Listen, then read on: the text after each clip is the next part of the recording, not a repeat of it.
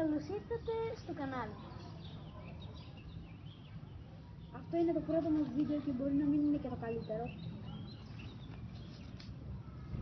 Σε αυτό το βίντεο θα πούμε κάποια πράγματα που μας σπάνε τα νεύρα. Το πρώτο θέμα είναι όταν σου πέφτει το ψωμί με τη νερό. Ας πάμε να το δούμε. Όταν χτυπάς το μικρό σου δαχτυλάκι του ποδιού στο τραπεζάκι. Τρίτο θέμα. Όταν σπάς ή το χέρι ή το πόδι σου. Πάμε να το δούμε.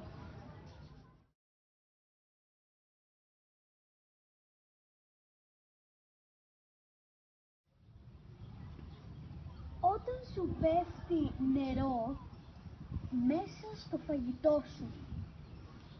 Πάμε να το δούμε.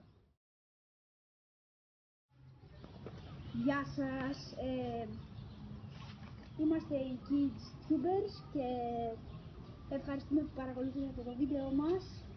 Και αν σας άρεσε το βίντεο, κάντε like και subscribe. Και άμα θέλετε κάντε like και subscribe στα άλλα μας κανάλια RGCS και The Diamond Gamer TV. Γεια σας, Αυτό ήταν το βίντεο. αυτό ήταν το βίντεο Γεια σας. και θα επιστρέψουμε με περισσότερα καινούργια βίντεο.